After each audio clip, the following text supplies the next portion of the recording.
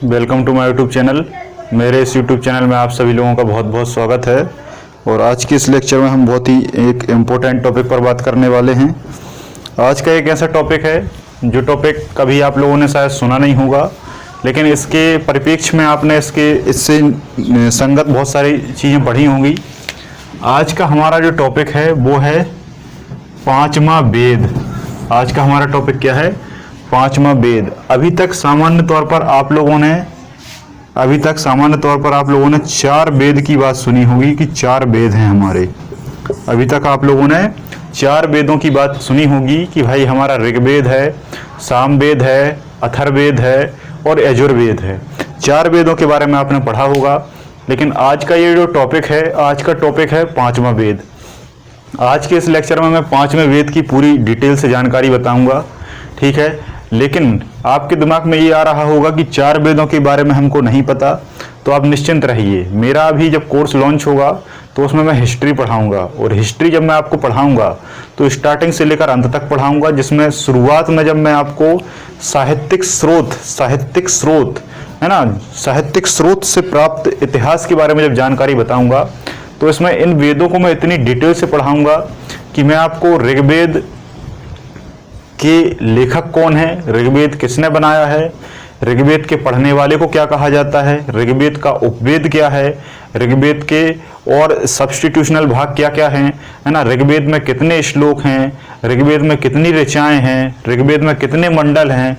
फिर एक एक मंडल को हम डिटेल से पढ़ेंगे कि पहले मंडल में क्या लिखा है, दूसरे मंडल में क्या लिखा है, पहले मंडल के रचयिता कौन है, नौवें मंडल के रचयिता कौन है, सातवें मंडल के रचयिता कौन है। बहुत डिटेल से एनालिसिस करेंगे। लेकिन बेसिकली यहाँ फिर भी मैं आपको बता देता हूँ, चार वेद हैं, जिसमें से पहला वेद है ऋग्वेद। ऋग्वेद की रचना जो है वो की थी प्रजापति ब्रह्मा ने। ऋग्वेद किसने बनाया था? प्रजापति ब्रह्मा ने। कैसे बनाया था, क्या क्या लिखा था, वो हम डिटेल से बाद में पढ़ेंगे। प्रजापति ब्रह्मा ने बनाया था और ये गद्य में लिखा हुआ है, इसमें गद्य में लिखा हुआ है। और इसका जो उपवेद है वो आयुर्वेद है। इसका उपवेद क्या है? आयुर्वेद है। दूसरा क्या है? सामवेद।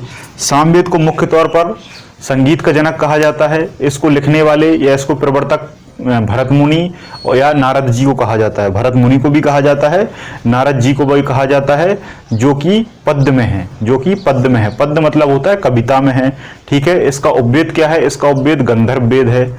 इसका उपवेद क्या है? गंधर्व वेद है। और इसमें संगीत के बारे में सारी चीजों का व्याख्यान किया गया है।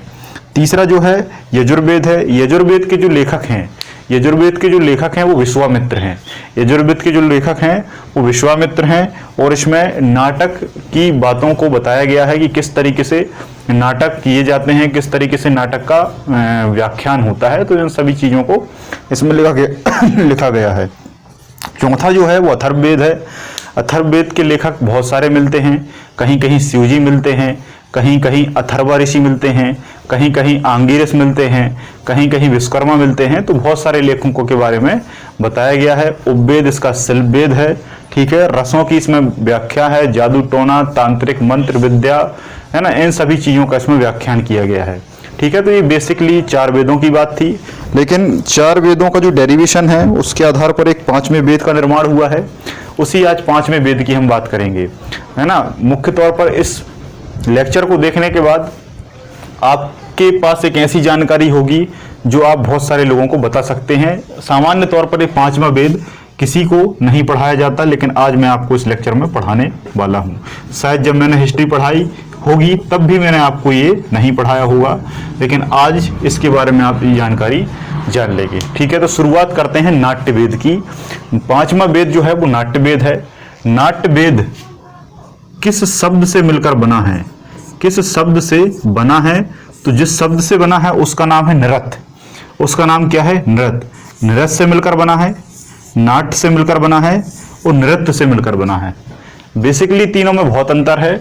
नृत्य का मतलब होता है केवल पद चलाना, है ना। केवल जब आप पैर इस तरीके से चलाते हैं, केवल जब पैर चलाते हैं तो वो नृत्य कहलाता है। जब केवल आप पैर चलाते हैं तब वो नृत्य कहलाता है। और जब आप पद के साथ साथ पूरा शरीर चलाते हैं, नाटक भी उसमें होता है और उसमें रस की भी बात होती है। रस को आप संगीत मान लो यहाँ पर, क्या मान लो अभी यहाँ पर संगीत मान लो कि भाई म्यूजिक है ना, म्यूजिक है, नाटक मतलब एक रंगमंच है ना, और पद चला रहे हैं आप, शरीर चला रहे हैं, ये सब पूरा प्रक्रिया हो रही, तो वो क्या कहलाएगा, नृत्य कहलाएगा, डांस कहलाएगा, है ना, डांस कहलाएगा। और उसी में जब नाटक कथा को जोड़ा जाता है, नाट्य कथा को जोड़ा जाता है, नाट्य जो है वो नाटक से मिलकर बना है, और ये जो नाटक उस कहानी या कथित में होता है, तब ये सब मिलकर इन सबों का जो सामूहिक रूप है, इन सबों का जो सामूहिक रूप है, उसको नाट्यवेद कहा जाता है। उसको क्या कहा जाता है, नाट्यवेद कहा जाता है। ठीक है, नृत्य मतलब पद चलाना, केवल पैर चलाना, नाटक मतलब नाटक करना, एक शो करना मंच पर, और नृत्य मतलब पद के साथ साथ नाटक, और नाटक के साथ साथ जब म्यूजिक हो, जब रस हो। रस का मतलब आप जानते हैं, जब आप हिंदी साहित्य के बारे में डिटेल से मुझसे पढ़ लेंगे, तब मैं रस को आपको बहुत अच्छे से बताऊंगा कि रस को आचार्य विश्वंभरनाथ ने क्या कहा है ना, रसात्मक वाक्यम काव्यम किसने कहा है, रस की परिभाषा कितने व्यक्तियों ने दी है, 9वां रस किसने बताया है, 10वें रस किसने बताया है, रसों की संख्या 11 किसने बताई है, रसों की संख्या 8 किसने बताई है, सभी रसों के स्थायी भाव क्या क्या हैं, रसों के अंग कितने हैं, बहुत सारी चीजें हैं, उन सभी की बात हम हिंदी साहित्य में करते हैं। तो बेसिकली आपको पता चला कि जो नाट्यवेद है वो किससे मिलकर बना है, इन सभी चीजों से। अब जब इन सभी चीजों से मिलकर बना है, तो क्वेश्चन आता है कि ये सभी चीजें आई कहां से, इनका ओरिजिन क्या है, इनका जो ओरिजिन है वो क्या है। तो ओरिजिन इनका कुछ नहीं है, ओरिजिन इनका क्या है, यही वेद हैं, यही चारों वेद हैं। इन सभी नाटक में जो शब्द प्रयोग होते हैं, इन सभी नाटक में जो शब्द प्रयोग होते हैं वो ऋग्वेद से लिए गए हैं, ऋग्वेद से लिए गए हैं। और शब्दों के साथ साथ जो म्यूजिक मिलता है, जो शब्दों के साथ साथ म्यूजिक मिलता है, संगीत मिलता है, वो सामवेद से लिया गया है ना। आपने देखा होगा नारद जी बीड़ा बजाते हैं, तो नारद जी बीड़ा बजाते हैं, तो वो बीड़ा मतलब संगीत। तो सबसे पुराना वाद्य यंत्र क्या है, बीड़ा ही है। तो सामवेद से संगीत लिया गया है। यजुर्वेद से क्या लिया गया, नाटक, कि नाटक मंच पर किस तरीके से किया जाए, कैसे वाद विवाद संवाद हो, तो वो नाटक यजुर्वेद से लिया गया है। और बाद में बचता है आपका अथर्ववेद, तो अथर्ववेद से रस लिया गया है ना, रस और स्थायी भाव। रस के साथ साथ उनके स्थायी भाव होते हैं, जो कि आपकी बॉडी में विभाव, अनुभाव, संचारी भाव और स्थायी भाव के रूप में रहते हैं।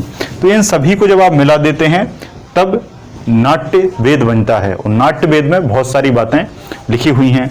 ठीक है, नाट्यवेद मुख्य तौर पर नाट्यवेद का जो संग्रहण है, नाट्यवेद का जो संग्रहण है वो नाट्य शास्त्र कहलाता है ना। नाट्य वेद भी है, लेकिन उसका जो संग्रहण है वो नाट्य वेद भी कहलाता है। और नाट्य वेद में नाट्य शास्त्र की ये सारी चीजें उल्लिखित हैं, सारी चीजें लिखी हुई हैं। कभी कभी आता है कि अभिनय मतलब होता है, जैसे आप फिल्म देखते हैं तो उसमें अभिनेता होता है, तो अभिनेता जो कार्य करता है वो अभिनव कहलाता है, अभिनय कहलाता है। तो वो अभिनय के लिए जो एक बुक लिखी गई है वो कहलाती है नंदीकेश्वर। वो क्या कहलाती है, नंदीकेश्वर, है ना। नाट्यशास्त्र आप जानते हैं भरत मुनि के द्वारा लिखा गया है नाट्यशास्त्र। तो ऐसी बहुत सारी बातें हैं, लेकिन इनके अलावा भी हम कुछ और बातें करते हैं कि आखिर नाट्यवेद में और क्या क्या है। नाट्यवेद आपको समझ में आया, इससे मिलकर बना है, ये उसका बेसिक ओरिजिन है। वास्तविक ओरिजिन क्या है, ये चारों वेद हैं, चारों वेद से ये चारों टर्म ली गई हैं। क्वेश्चन कैसे बनेगा, नाट्यवेद के शब्द कहां से लिए गए हैं, नाट्यवेद में जो संगीत है उसकी उत्पत्ति क्या है, नाट्य वेद में अथर्ववेद से क्या लिया गया है। तो इस तरीके से ये क्वेश्चन बन सकते हैं। नृत्य का मतलब पूछ लेगा, पद चलाना, हाथ चलाना, शरीर चलाना, शरीर झुकाना। नृत्य का मतलब केवल पद से है, नृत्य का संबंध केवल नाटक से है, नृत्य का संबंध केवल रस से है, नृत्य का संबंध उपयुक्त तीनों से है ना। तो ऐसे सारे बहुत सारे क्वेश्चन आपसे बन सकते हैं, इसीलिए ऐसा इसमें पूछ लिया जाता है।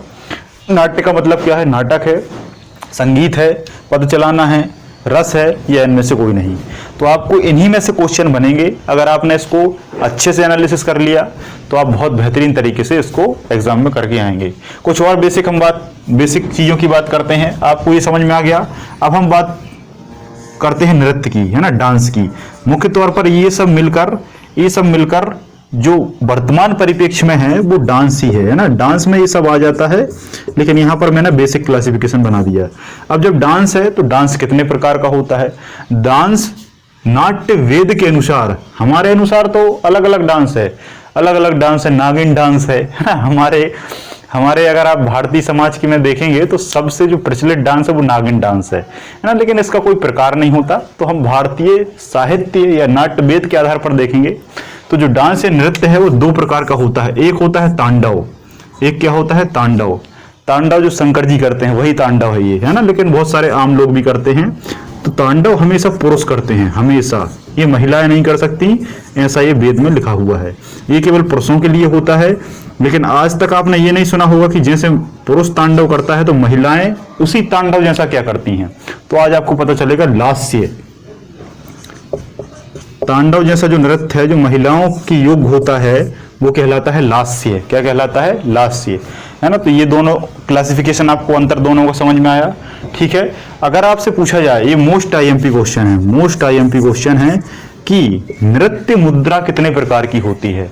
नृत्य मुद्रा का अर्थ यहाँ नृत्य कराने वाले पैसे से नहीं है, है ना, कि भाई पैसा दे दिया हमने, आपने नाच दिया, उसका वो पैसा हो गया। नृत्य मुद्रा का मतलब होता है नृत्य की पोजीशन। नृत्य की पोजीशन कितने प्रकार की होती है? तो वो कुल मिलाकर 108 प्रकार की होती है ना। जैसे पैर ऐसा करना, हाथ ऐसा करना, ऐसा करना, ऐसा करना, है ना। स्टेप जिन्हें हम कहते हैं डांस स्टेप, कहते हैं ना, आप बहुत स्टेप बाय स्टेप डांस करते हैं, है ना। जैसे माइकल जैक्सन है ना, प्रभु देवा है, जावेद जाफरी है, ठीक है, आपका धर्मेश है। तो ऐसे बहुत सारे डांसर हैं जिनके पास बहुत सारे स्टेप है। वर्तमान में एक हाल फिलहाल में एक स्टेप चर्चा में है जिसे हम स्लो मोशन कहते हैं, तो स्लो मोशन अभी चर्चा में है। तो कुल मिलाकर जो डांस की स्टेप है, मुद्रा है, वो 108 है। कितनी है? 108 है। अगर हम इसी डांस स्टेप में संगीत की बात कहें, संगीत के साथ साथ शास्त्रीय नृत्य की बात करें, शास्त्रीय संगीत भी होता है, क्योंकि जो शास्त्र से लिया गया है। शास्त्र क्या है? देखो, वेद का ही एक भाग शास्त्र है, तो नाट्य वेद का भाग क्या हो गया? नाट्य शास्त्र। और नाट्य शास्त्र में जो नृत्य है वो नृत्य शास्त्र कहलाएगा, मतलब शास्त्रीय नृत्य कहलाएगा। तो शास्त्रीय नृत्य कितने प्रकार के हैं? 8 प्रकार के हैं। शास्त्रीय नृत्य कितने प्रकार के हैं? 8 प्रकार के हैं। ये 8 प्रकार के शास्त्रीय नृत्य आप बहुत अच्छे से जानते हैं। पहला आपका है कथक, जो कि यूपी में किया जाता है। दूसरा है आपका कथकली, दूसरा है आपका कथकली जो केरल में किया जाता है। तीसरा है आपका कुचिपुड़ी जो कि आंध्र प्रदेश में किया जाता है। चौथा है मणिपुरी, है ना, जो कि आपका मणिपुर में किया जाता है, ठीक है। इसके अलावा पांचवा है आपका मोहिनीअट्टम, मोहिनीअट्टम, भरतनाट्यम, भरतनाट्यम तमिलनाडु में होता है, मोहिनीअट्टम भी होता है ना। सातवां आपका है उड़ीसी, सातवां आपका है उड़ीसी जो कि उड़ीसा में किया जाता है। और अंतिम बचता है आपका सत्रिया जो कि असम में किया जाता है। सत्रिया, है ना, यहाँ लिख देता हूं मैं।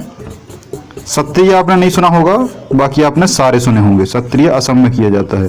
तो ये कुल मिलाकर 8 शास्त्रीय संगीत हैं। इनके अलावा और भी बहुत सारे नृत्य हैं, बहुत सारे शास्त्रीय संगीत भी हैं।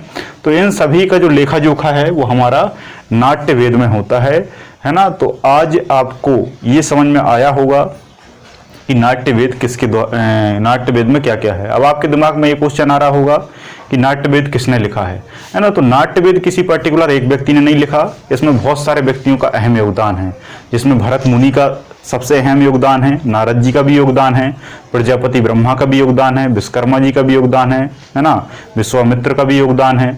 बहुत सारे और महान व्यक्तियों ने अलग अलग परिप्रेक्ष्य में इसको तैयार किया है ना। तो इस तरीके से नाट्य वेद तैयार हुआ है।